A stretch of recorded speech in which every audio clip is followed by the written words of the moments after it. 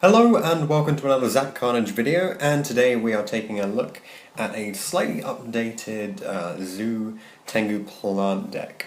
So this is very similar to my previous build. I'll put a card up for you guys so that you can check it out. There haven't actually been any ban list updates since the last one, but we have had a lot of the cards released in the TCG, which means that we can essentially build the deck. Now, I don't actually have some of the cards. I think there are a couple of Firewall Dragons in here, and basically this is an updated version of the deck that, firstly, it will take advantage of using some expensive cards, so this is not the budget version of the deck. And secondly, this does not attempt the crazy combos that I've shown off previously. Because there's not enough space in the extra deck, so this is actually designed to be a little bit more resilient. So this is a version that is sort of tending towards more competitive play, in the sense that you can play around certain problems and you can deal with certain problems a lot more easily, and you can keep playing after the first initial push. So without further ado, let's get into the actual deck profile. So we start off with the monster lineup. We of course play 3 copies of Tengu. This guy is essentially just three links for getting out your bigger monsters, as well as enabling some Firewall Dragon pushes.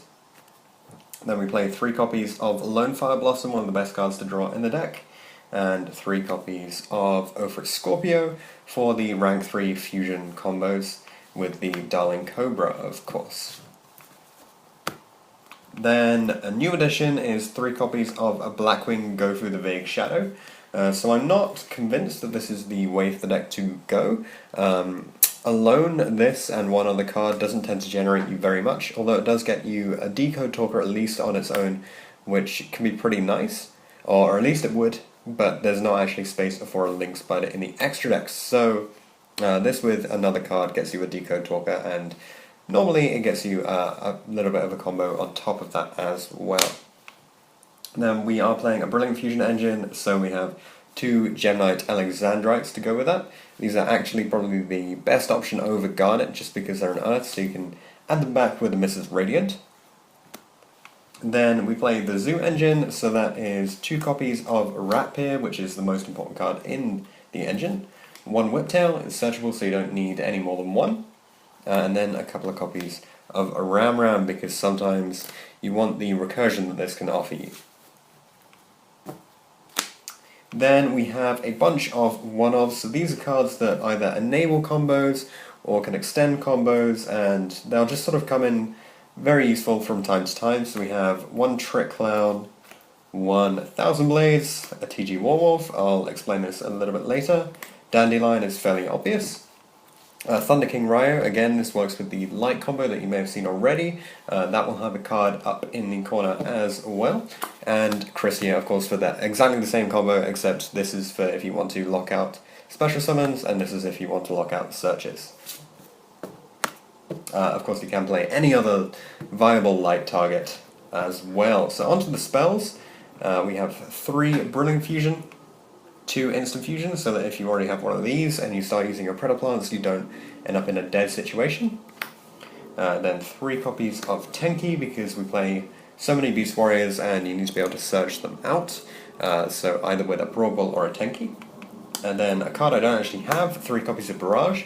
I'm not committed to buying this card at this point in time, because I feel like it's one of the most likely hits on the ban list, so I didn't really want to waste money splashing out on a card that still is fairly pricey, given that it might well be disappearing from the game entirely very soon.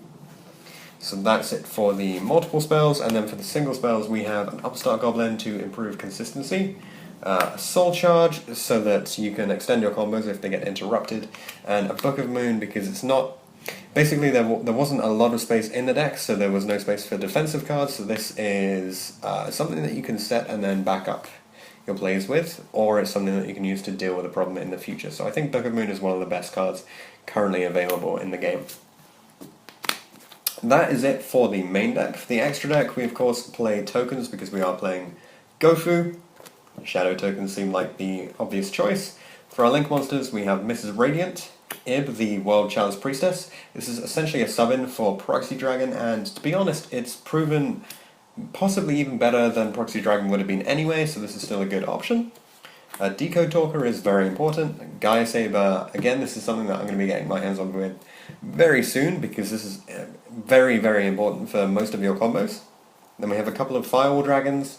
Again, this card is upwards of £30 at the moment, so once the popularity drops a little bit, I might be tempted to pick this up, otherwise I will wait for the tin reprint that we'll probably get at some point in the future. Then for the extra deck, so we start off with the rank 3s. We have 1 Phantom Knights of Breaksword and 1 Invoker. This might turn into a second Invoker, I just couldn't find the second copy at the time. And that will go in with the thing that I'll explain in a little bit. Then for the zoo, we have Tiger Mortar, Shakanine, Broadball, and Drident. So you can see this isn't the same lineup as before. I've had to cut it down significantly, and that is to adjust the extra deck to focus on the instant fusion plays so that you have a little bit more recursion and a little bit more of an ability to carry on playing even if your, say, Brilliant Fusion gets interrupted. So you can do some really good stuff with these guys and you don't tend to need too much else. But if you do want to play the more combo heavy version that gets through all 15 of your extra deck monsters in a single turn, you're going to need a second Broadball, and you're going to need an additional name. And then we have 1 Daigusto Emerald is the last Xyz monster. So this is just so that you can loop everything and keep going, but you can also summon Gaia Saber back with this, which is a nice option. For the fusions, 1 Gemini Seraphonite, fairly obvious. This is going to be a staple in the deck for as long as it exists. And a Fusionist. Turns out I can't find my copy of Fusionist at the moment, so I had to go ahead and print one off, but I've definitely got one. But any level 3 fusion monster that you can summon with instant fusion is absolutely fine for this. So that is it for the deck profile. If you want to see some of the combo videos, as I said, go ahead and check them out. I'll do a brief explanation of why there's this shift to instant fusion and things by just sort of showing off what the point is. So let's say you start off with an Ophir Scorpio and you go ahead and normal summon it and you want to begin your plays. So you discard something and special summon the Cobra from your deck, which triggers the effect of Cobra. So the problem is that people play Ghost Ogre, and if they don't decide to Ghost Ogre this, they're probably going to Ghost Ogre this, because otherwise you get your X-Saber Invoker, and then you start doing funky plays with your Zoodiacs, and that can be a real problem for a lot of people. So the point of having the, let me just find it, the TG Warwolf and the instant fusion, is that because you have 3 copies of Tenki, this is very, very searchable, so this is something that you'll be able to get your hands onto very readily, and this is also searchable with the Cobra. So let's say that your opponent decides to Ghost Ogre here, they'll get rid of this, you can then use your instant fusion to keep going, you can summon the Fusionist, and then Warwolf again, and this now gives you the ability to make your rank 3 plays, etc. Even if they just hit this and you happen to have Warwolf in hand, you don't have to search the instant fusion, you can search the Brilliant Fusion instead. If this then dies because it was successfully summoned, you can summon this. So let's say you summon Scorpio, use its effect to summon Cobra. Cobra is successfully summoned, triggers its effect, your opponent chains whatever, and you can summon your Warwolf because still the last thing to have happened was the summon of Cobra. So that's part of the reason why the Warwolf is in here. Also, I wanted an option that wasn't just Tengu or a Zoo card to be able to add off of the Tenki, and Warwolf seemed like one of the better options available, because even if you don't have to use it to play around a Ghost Ogre, you can still use it to set up some more Link summons. So there are a few reasons why I think Barrage is likely to get banned, and I'm just going to show you a 1-card combo that has 3 possible endings that I've thought of. One of them is a double Firewall Dragon with no effects used, one is a Firewall Dragon with a rank 4, and the other one is 2 Firewall Dragons and a Drident. So let's take a quick look at how these work out, and I'll show you the point at which they split. So you start off by activating Drident, use it to summon a Rapier, very simple. Then we're going to go from Rapier into the usual shenanigans, so here's a Tiger Mortar, here's a Broadball, effects to search and summon, we will summon a Rapier and search out a Tengu. Tengu, remember, still at 3. So really good for the Link format. Then from this Broad Ball, we're going to get the Shakanine to summon anything from the grave. We'll go with the Tiger Mortar in this case. And we haven't used the normal summon yet, so here's the normal summon Tengu. These 3 will allow us to make our first Link summon, which can be Gaia Saber, it can be Decode Talker, it's not a huge deal. And then Tengu gets us another Tengu from the deck. Then again, make our Link 4 summon, Firewall Dragon, another Tengu. So at this stage, you can use these 2 to make your rank 4. So you might go for a Castel or a another Brawl Ball if you got one, anything like that. If we had the Proxy Dragon out, then we could use these 2 to make Proxy Dragon. Unfortunately, they can't make Ib because they have the same type there, so that's a little bit unfortunate. But we're going to use these 2 to make our rank 4 summon and bring out an Emerald. We don't care about cycling, so we're going to use the Emerald to summon a normal monster from the grave, which will be Gaia Saber. As I showed before, it's very important that you can be able to do this. So this is obviously where the then Link summon into the second Firewall Dragon happens.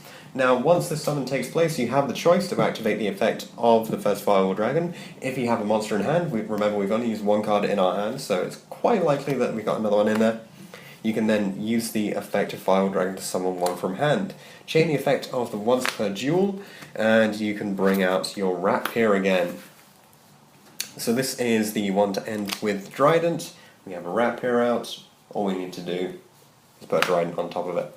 Of course, you can do some other funky stuff and get your way to something bigger than a Trident. And this is again one of the combos that can really abuse having things like the TG Warwolf in your hand. So I hope this has been fairly interesting for you guys to watch. If you'd like to leave a comment or a suggestion in the comment section down below, then go ahead, let me know what you think of the deck, let me know about any updates that you would like to see.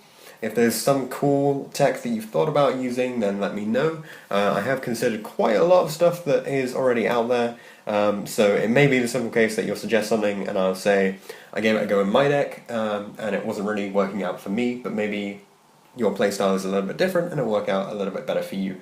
So this is basically just tailored to what I intend to use it for, which will be mostly fun, casual games, of course, but with the Zoo engine. Thanks for watching this video, don't forget to like and subscribe, and I'll see you guys in the next one.